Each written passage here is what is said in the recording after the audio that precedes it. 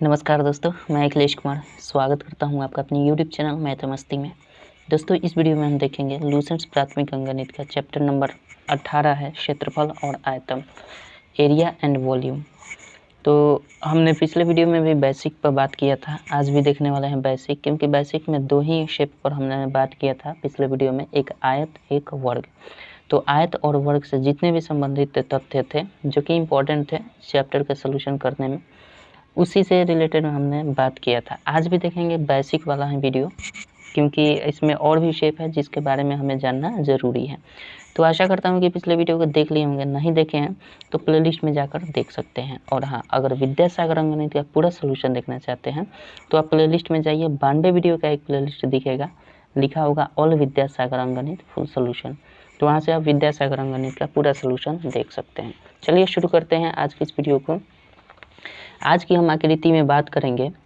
कल तो हमने बात किया था पिछले वीडियो में, जैसे कि देखे होंगे, तो कल हमने बात किया था आपसे आयत और वर्ग के बारे में। तो आयत वर्ग हमने देख लिया है। आज देखने वाले हैं घन के बारे में और घनाभ के बारे में। ठीक है, घन और घनाभ के बारे में। तो घन के संबंध में जितने भी प्रमुख सूत्र हैं उसको मैं लिखवाऊंगा, और साथ ही साथ उसके बारे में जो भी चीज़ें हैं जो इम्पोर्टेंट है मेरे हिसाब से और इस चैप्टर में क्वेश्चन को सॉल्व करने के हिसाब से, तो मैं उसको लिखवा दे रहा हूँ। ठीक है, तो घन के संबंध में देखा जाए तो सबसे पहले घन होता क्या है। तो देखिए, घन या घनाभ, इनमें हमेशा घन में देखने को मिलेगा आपको सतह।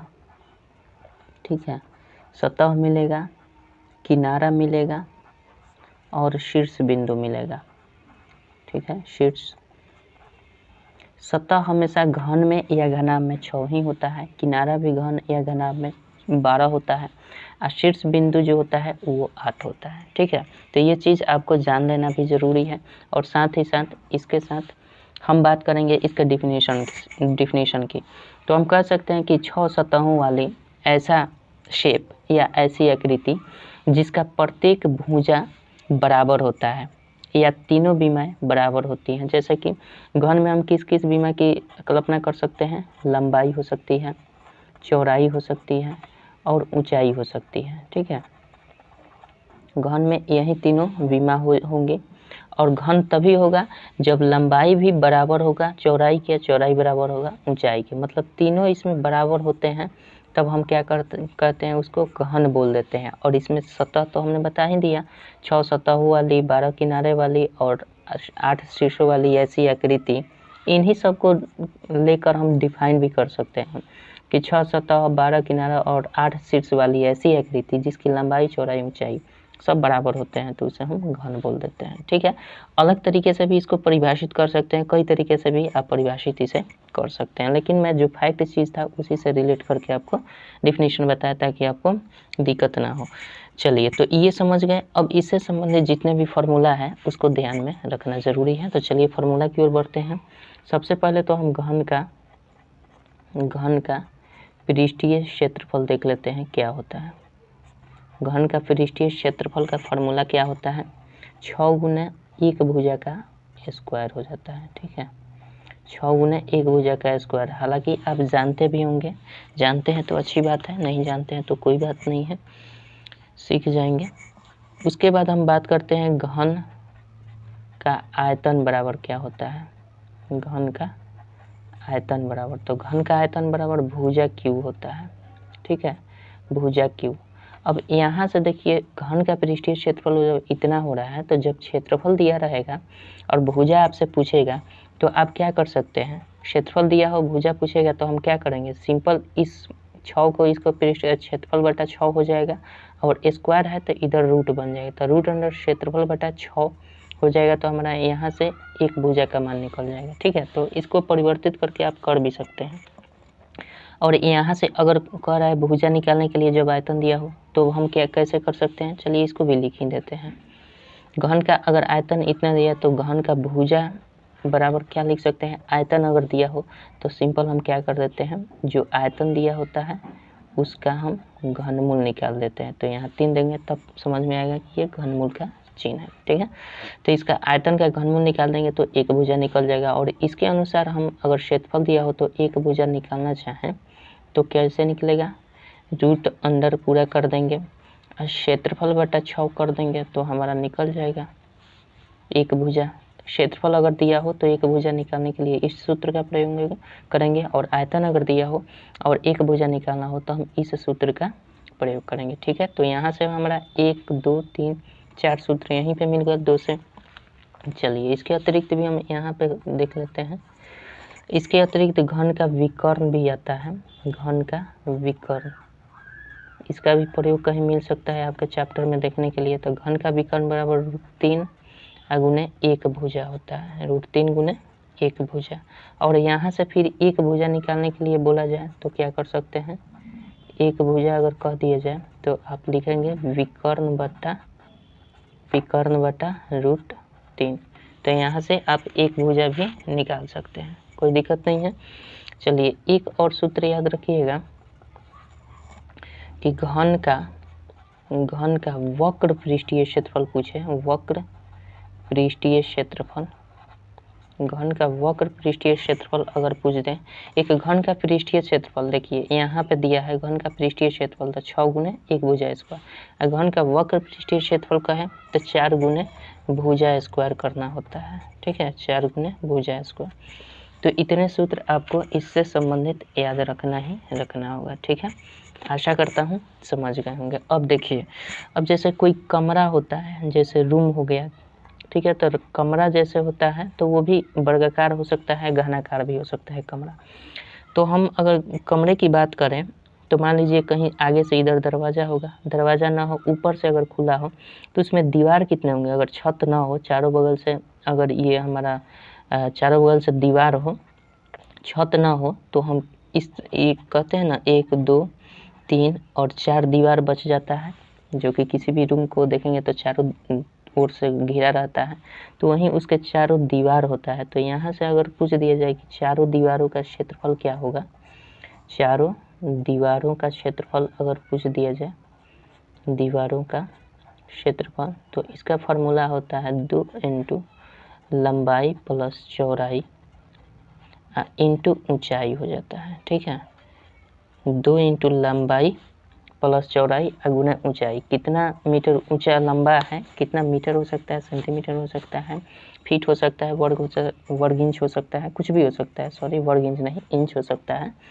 तो इस हिसाब से चारों दीवारों का अगर क्षेत्रफल कहीं आपको प्रयोग करना पड़े तो 2 इंटू लंबाई प्लस चौड़ाई इंटू ऊंचाई करना पड़ेगा। अथवा हम इसको परिवर्तित रूप कर सकते हैं, तो कैसे कर सकते हैं इसको परिवर्तित, इसको हम लिख सकते हैं 2 इंटू लंबाई प्लस चौड़ाई का मतलब क्या होता है, 2 इंटू लंबाई प्लस चौड़ाई, तो आयत का ये परिमाप होता है, तो हम लिख सकते हैं परिमाप, उस कमरे का परिमाप गुने ऊंचाई कर देंगे तो भी हमारा सही होगा। चारों दीवारों का क्षेत्रफल निकालना हो, अगर परिमाप दिया हो और ऊंचाई दिया हो तो डायरेक्ट परिमाप गुने ऊंचाई कर देंगे तो भी हमारा चारों दीवारों का क्षेत्रफल निकल जाएगा। आशा करता हूँ समझ गए होंगे। ठीक है, और यहाँ से अगर ऊंचाई निकालना चाहते हैं तो यहाँ से ऊंचाई निकालना चाहते हैं तो आप क्या कर सकते हैं, ये क्षेत्रफल, चारों दीवारों का क्षेत्रफल अब बटा परिमाप कर दीजिएगा, तो यहाँ से आपका ऊंचाई भी निकल जाएगा। ठीक है, यहाँ से परिमाप निकालना चाहते हैं तो सिंपल यहाँ ऊंचाई कर दीजिएगा तो भी हो जाएगा। अगर परिमाप निकालना चाहते हैं यहाँ से तो आप क्षेत्रफल बटा ऊंचाई कर दीजिए, परिमाप निकल जाएगा। ठीक है, तो ऐसे भी आप फार्मूला का इस तरह से इस्तेमाल कर सकते हैं। चलिए अब बात कर देते हैं, घन में इतना फार्मूला आपको याद रखना पड़ेगा।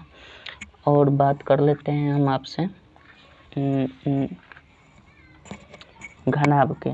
ठीक है, घनाभ पर देख लेते हैं हम, घनाभ से कितने सूत्र बनते हैं उस सब को भी याद रखना होगा। बेसिक में ये सब जान जाएंगे तो चैप्टर सॉल्यूशन करने में दिक्कत नहीं होगा। हालांकि केवल ये सब याद करने में प्रॉब्लम हो सकती है, जैसे जैसे क्वेश्चन सॉल्व करेंगे ना उस वक्त आपको बिल्कुल दिक्कत ना होगी। ठीक है, चलिए अब बात कर देते हैं हम किसकी, घनाभ की।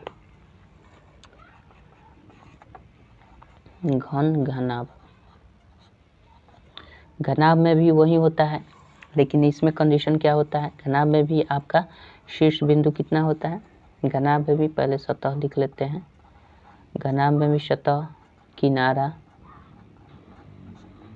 उसके बाद सतह, किनारा, शीर्ष बिंदु। ठीक है, इसमें भी वही होता है, सतह 6 होते हैं, किनारा 12 होता है और शीर्ष बिंदु कितना होता है, 8 होता है। ठीक है, तो इसमें भी आप परिभाषा उसी तरह से देंगे जिस तरह से घन का दिए थे, कि इसमें 6 सतह वाली ऐसी आकृति जिसकी लंबाई, चौड़ाई और ऊंचाई अलग अलग हो। ठीक है, उसमें क्या था, लंबाई, चौड़ाई, ऊंचाई एक ही था, लेकिन इसमें लंबाई, चौड़ाई, ऊंचाई एक अलग अलग हो तो हम उसे घनाभ कहते हैं। ठीक है, उसमें भी 6 सतह होते थे, इसमें भी 6 सतह होंगे। ठीक है, इसमें भी 12, इसमें भी 12, इसमें विशेष उतना ही, और आपका इसमें भी शीर्ष इतना ही रहेगा। ठीक है, इसमें भी अगर फार्मूला की बात कर लिया जाए तो सबसे पहले घनाभ का कुल पृष्ठीय क्षेत्रफल कितना होता है, घनाभ का कुल पृष्ठीय क्षेत्रफल बराबर 2 × LB + BH + HL होता है। इसको हिंदी में लिखें तो 2 × लंबाई गुना चौड़ाई प्लस चौड़ाई गुना ऊंचाई। ठीक है, अब प्लस ऊंचाई गुना लंबाई कर लेते हैं। ठीक है, चलिए, तो ये आप हिंदी में समझ सकते हैं, और शॉर्टकट करना है तो हिंदी में इतना लिखेंगे। इसके अलावा सही है कि LB + BH + HL कर सकते हैं। L से लेंथ, B से ब्रेथ और B से ब्रेथ, H से हाइट हो गया, यही चीज़ तो है। तो इसका फार्मूला कुल पृष्ठीय क्षेत्रफल का ये याद रखिएगा। चलिए लिख ही देते हैं। L बराबर लंबाई है, ठीक है, B बराबर लिख लीजिएगा लंबाई, चौड़ाई, ब्रेथ, अच्छा, और H बराबर हाइट मतलब ऊंचाई, ये चीज़ है। तो इससे संबंधित ये चीज़ याद रखिएगा। अब देखिए, इसका आयतन निकालना है। घनाभ का कुल पृष्ठीय क्षेत्रफल यहाँ से हो गया, घनाभ का आयतन बराबर क्या होता है, घनाभ का आयतन बराबर जानते हैं, लंबाई गुना चौड़ाई और गुना ऊंचाई होता है। लंबाई, चौड़ाई, ऊंचाई तीनों को गुना कर देंगे तो हमारा घनाभ का आयतन निकल जाता है। और यहाँ से कोई भी चीज़ निकालना चाहते हैं लंबाई, तो इन दोनों को यहाँ बटा में कर देंगे तो आ जाएगा। चौड़ाई निकालना चाहते हैं तो इनको यहाँ पे बटा कर देंगे तो निकल जाएगा। ऊंचाई निकालना चाहते हैं तो इनको बटा में कर देंगे, निकल जाएगा। तो उसको आप कर लीजिएगा या फिर ज़रूरत के हिसाब करिएगा, रहने देते हैं इसको हम। चलिए, बात आती है घनाभ का विकर्ण बराबर क्या होता है। घनाभ का विकर्ण बराबर क्या होता है, रूट अंडर कर लीजिएगा, लंबाई का स्क्वायर प्लस चौड़ाई का स्क्वायर और प्लस ऊंचाई का स्क्वायर होता है। ठीक है, ऊंचाई का स्क्वायर, कोई दिक्कत नहीं है, तीनों विमाओं की स्क्वायर हो जाता है और रूट में रहता है। ठीक है, आशा करता हूँ समझ गए होंगे। चलिए, अब घनाभ के वक्र पृष्ठीय क्षेत्रफल की अगर बात किया जाए, घनाभ का वक्र पृष्ठीय क्षेत्रफल,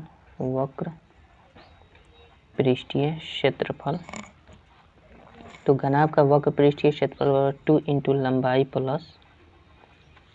लंबाई प्लस चौड़ाई इंटू ऊंचाई ही होता है। ठीक है, तो यहाँ से वही बात है, 2 × लंबाई प्लस चौड़ाई मतलब परिमिति, उस आयत के एक आयत का परिमिति हो जाएगा, मतलब उसके एक पृष्ठ का परिमिति निकल जाएगा और उसमें ऊंचाई से गुना कर देंगे तो हमारा वक्र पृष्ठीय क्षेत्रफल निकल जाता है। और कुल पृष्ठीय क्षेत्रफल बराबर 2 × LB + BH + HL कर सकते हैं। ठीक है, चलिए, आशा करता हूँ इतनी चीज़ें तो आपको याद हो ही गया होगा। तो इतना सारा चीज़ घनाभ के संबंध में आपको याद रखना पड़ेगा। चलिए देखते हैं अगले आकृति के बारे में, देखते हैं उससे कितने फार्मूला बन सकते हैं, उसको भी देख लेते हैं। अब बात करते हैं हम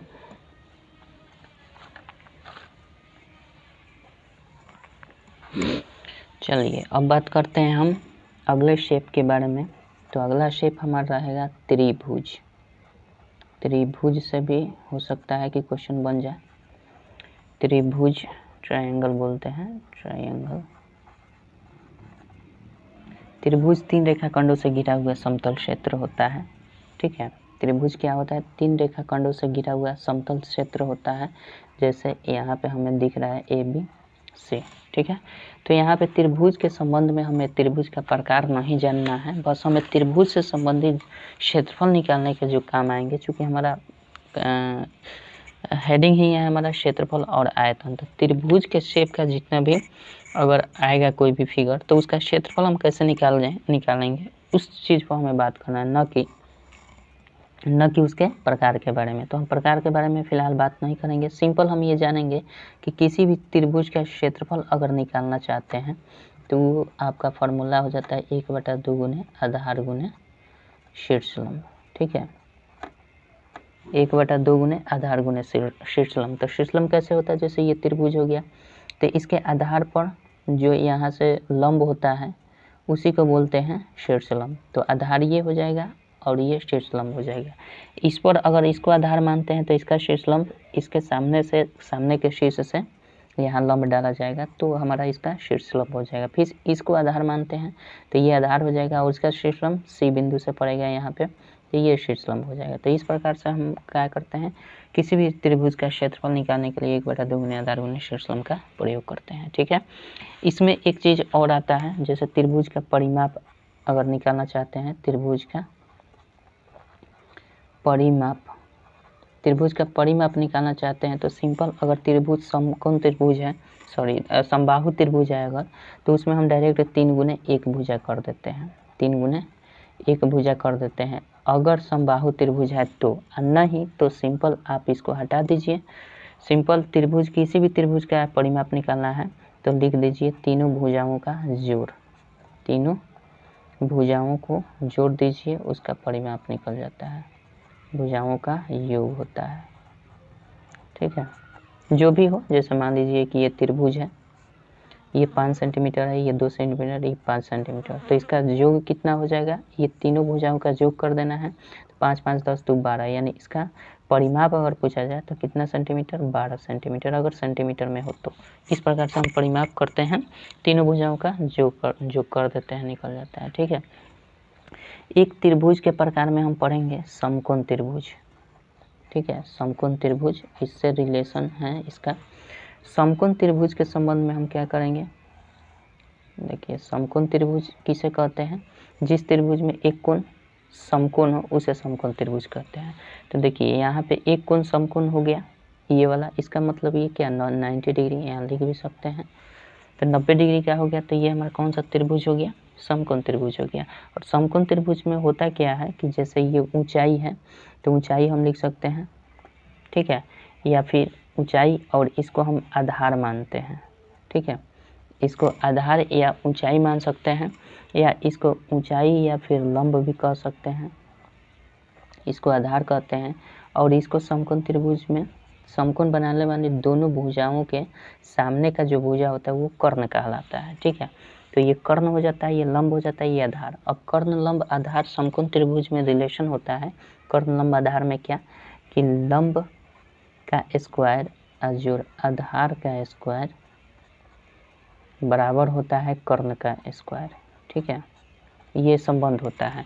तो यहाँ से अगर आप केवल कर्ण निकालना चाहते हैं तो सिंपल इसको क्या कर देंगे, ये जो स्क्वायर है इधर रूट बन जाएगा, तो इधर किया है, ठीक है। तो ये हो जाएगा लंब का स्क्वायर जोड़ आधार का स्क्वायर। यहाँ से तीनों निकाल सकते हैं, यहाँ से तीनों निकाल सकते हैं। अगर लंब का स्क्वायर अगर लंब निकालना है तो रूट अंडर कर्ण का स्क्वायर माइनस आधार का स्क्वायर कर सकते हैं। तो यहाँ से 3 फार्मूला बन जाएगा। एक तो कर्ण स्क्वायर बराबर कर्ण बराबर रूट अंडर लंब स्क्वायर जोड़ आधार स्क्वायर। फिर 2 और यहाँ से बन जाएंगे फार्मूला। आधार निकालना चाहते हैं तो आधार बराबर क्या हो जाएगा, रूट अंडर कर्ण स्क्वायर माइनस लंब स्क्वायर। अगर आधार स्क्वायर निकालना चाहते हैं, आधार केवल निकालना चाहते हैं तो ठीक है। अगर आप लंब निकालना चाहते हैं तो आपको क्या करना पड़ेगा, सिंपल कर्ण स्क्वायर माइनस आधार स्क्वायर कर दीजिएगा, आपका लंब निकल जाएगा, ठीक है। तो इसमें समकोण त्रिभुज से संबंधित इतना फार्मूला आपको याद रखना पड़ेगा, ठीक है। और समकोण त्रिभुज का भी अगर परिमाप पूछे ना तो समकोण त्रिभुज हो, न्यूनकोण त्रिभुज हो, कौनो त्रिभुज हो, कोई दिक्कत नहीं है, तीनों भुजा की लंबाई को जोड़ दीजिएगा, उसका परिमाप निकल जाएगा। तो इसमें कोई झंझट वाली बात ही नहीं है। तो चलिए मिलते हैं अगले वीडियो में अगले शेप से, और उसमें भी कंसेप्ट ही पर ही बात करेंगे, क्योंकि और 2-3 शेप हैं जिसको कवर करना ज़रूरी है। तो चलिए मिलते हैं अगले वीडियो में, तब तक के लिए जय हिंद, जय भारत।